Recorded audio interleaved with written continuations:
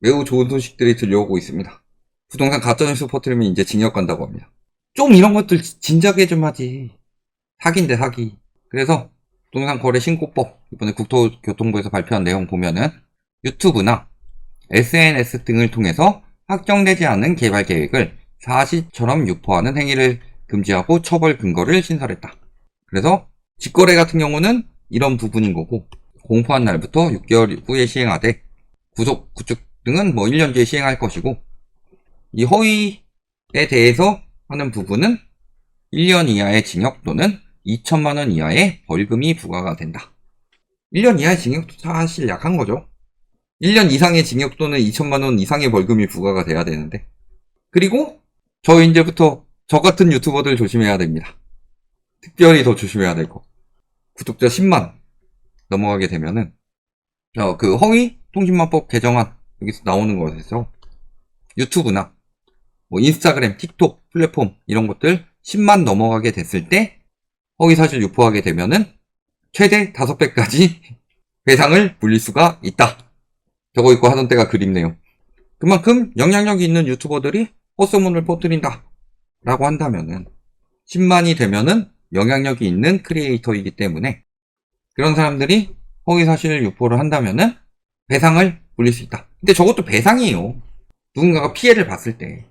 저 내용이 최근에 나왔는데 이게 원래 작년 10월에 고의 또는 중대한 과실로 허위 조작 정보를 유통하여 타인에게 손해를 끼친 자에 대해서 3배 이상, 5배 이하의 징벌적 손해배상. 요것을 유튜브나 이런 크리에이터들 10만 보는 사람들 구독자 10만 이상을 기준으로 잡은 거다. 이번에. 또는 비방할 목적으로 공공연하게 사실을 드러내거나 거짓의 사실을 드러내요.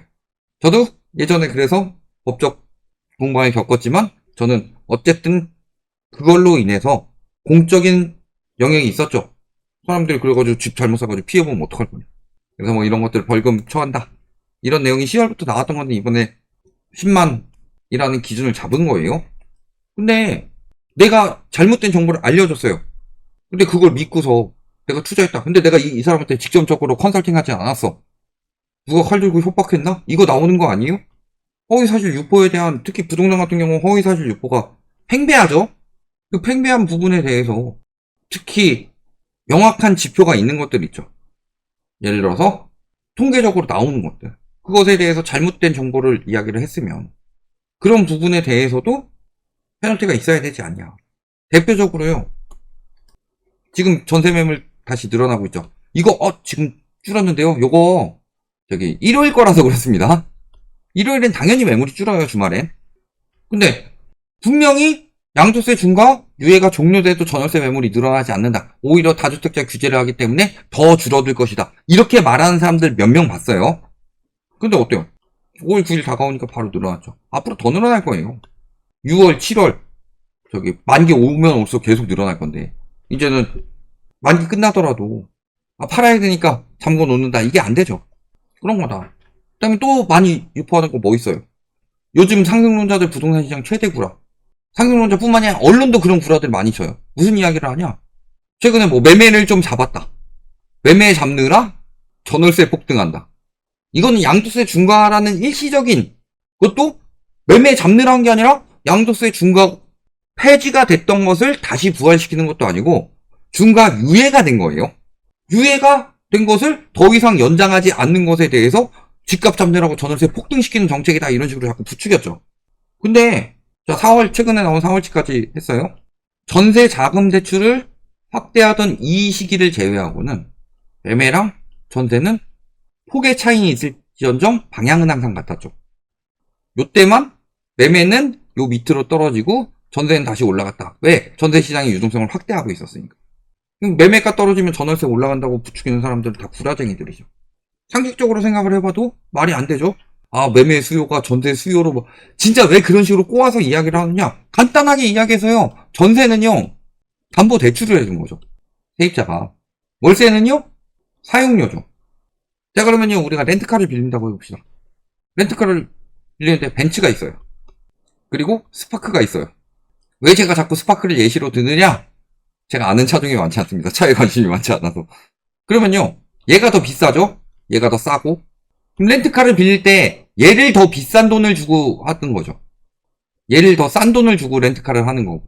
근데 비싸면 비쌀수록 렌트비가 올라가겠죠. 근데 왜 매매가가 떨어지면은 담보 가치가 떨어지는데 담보 대출은 더 많이 내준다. 매매가가 떨어진다. 그 집의 가치가 떨어지는데 사용료는 더 받는다. 맞는 말이에요? 더럽게 처맞는 말이에요. 가격이 비쌀수록 돈을 많이 빌려주고 가격이 비쌀수록 사용료가 비싼 것은 자본주의의 기본이죠. 근데 가치가 떨어지는데 오히려 대출은 더 내줘야 하고 가치가 떨어지는데 사용료는 더 내줘야 한다. 이거 자본주의에서 맞는 내용이에요? 맨날 자본주의 운운하면서 규제하면 공산주의니 하면서 뭐 자본주의 시장에 맡겨라 뭐 이 난리치는 인간들이 시장의 논리 자체를 무시해버리고 있는 거다. 가격이 싸면 싸질수록 빌리는 돈은 더 비싸진다는 것은 어디서 나오는 듣도 보도 못한 논리냐. 그러니까 임대시장의 유동성을 확대하던 딱 이 시기를 제외하고는요, 하다못해 오랜 기간 매매랑 전세 같은 그래프 그렸었죠. 86년부터 뽑은 거예요. 그 다음에 이거는 오랜 기간이고 지금은 다르잖아. 최신 걸 봐야지. 최신에 있잖아요. 근데 왜 자꾸 사기를 치냐. 저런 것도 사기 아니에요? 저런 가짜뉴스들로 잡아가야지. 또 뭐 있을까요?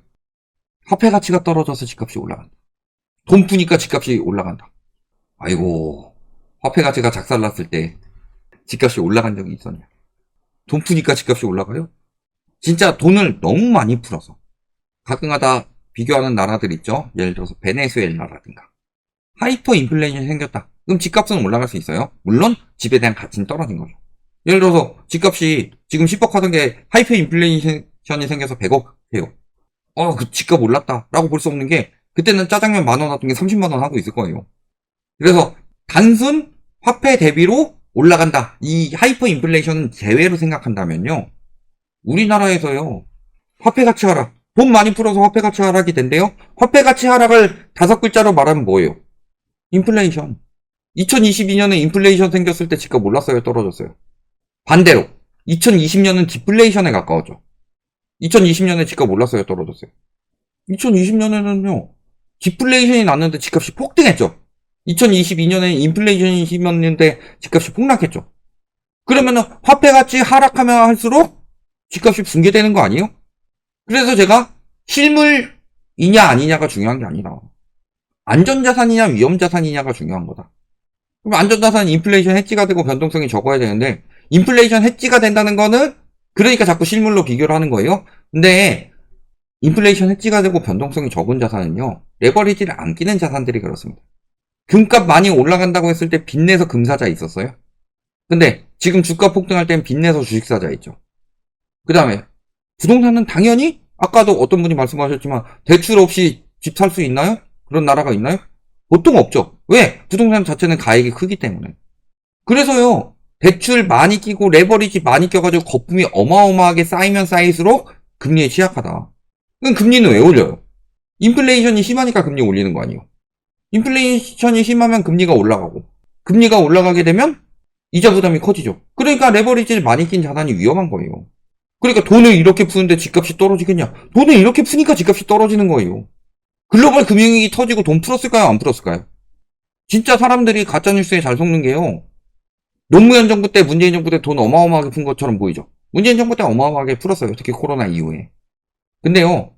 노무현 정부 때보다 이명박 정부 때가 돈 더 많이 푼 거 알아요? M2 통화량 증가가요.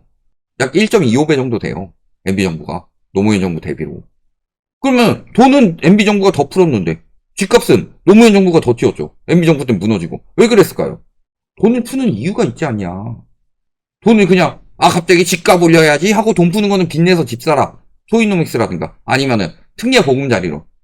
이런 게 빚내서 집 사라인 거고. 그런 식으로 아예 부동산 시장의 유동성을 쑤셔 얻는다. 입 벌려라 유동성 들어간다 하고서 쳐넣지 않는 이상 보통 돈 푸는 상황은요.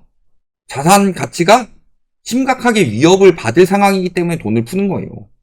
그리고 돈을 풀면 풀수록 금리 인상 압박은 강해지죠. 예를 들어서요. 돈 뭘로 풀어요? 국가가 돈을 마련하는 방법은 크게 두 가지죠. 세금을 걷든가 국채를 풀든가. 근데 우리나라 세금 걷기가 좋은 상황이에요. 그러니까 국채 확대하는 거 가지고 저기 국가 부채 늘어난다고 이야기하고 있죠. 국채를 많이 풀면 많이 풀수록 국채 금리가 올라갈까요? 떨어질까요? 당연히 국제 공급이 늘어나면 국제 가격이 떨어지니까 국제 금리는 올라갈 거 아니에요. 그럼 국제 금리가 올라가면 은행채 금리가 올라가요. 채권 시장에 영향 어떻게 가겠어요? 그러면 대출 시장에. 그게 기본인 건데. 뿐만 아니라 자, 이런 것들은 그래도 가짜 정보니까 사람에 따라서 이거를 뭐 고의가 아닐 수도 있다. 근데요, 진짜 위험한 가짜 뉴스들에 대해서 이것도 강화해야 돼요. 예를 들어서 이런 거. 깡통전세 위험 같은 거요. 안전하다고 하고 계약을 시키는 공인중개사 또는 보조원. 개발 정보보다 저런 사기가 더 위험한 거 아니에요? 대놓고 사기치는 건데. 왜 저런 것에 대해서는 법안이 강화가 안 되지? 집주인이 얼마든지 전세 사기 칠 수 있습니다. 그죠? 집주인은 어차피 사기치려고 하는 마음 먹고 들어간 사람들도 많은데 떨어지면 세입자한테 떠넘겨야지. 근데 그런 일을 당하지 말라고. 있는 게 공인중개사 아니에요? 집주인은 신뢰를 못해도 공인중개사는 신뢰를 했기 때문에 계약을 했을 거 아니에요. 그 역할을 하는 게 공인중개사고. 그러면은 공인중개사가 봤을 때 집이 깡통이냐 아니냐는 당연히 알 수밖에 없어요. 이거는 선의가 아니에요. 무조건 악의입니다. 부동산에서 악의는요, 알았다 또는 알 수 있었다예요. 그럼 당연히 법안 강화해야죠. 또 어떤 경우 있어요? 대표적으로 뭐 지주택. 토지 확보 90% 이상 완료했다. 아이고 곧 들어가니까 지금이 조합원 가격으로 싸게 살 수 있는 마지막 기회다. 근데 알고 보면 토지 확보 동의서가 아니에요.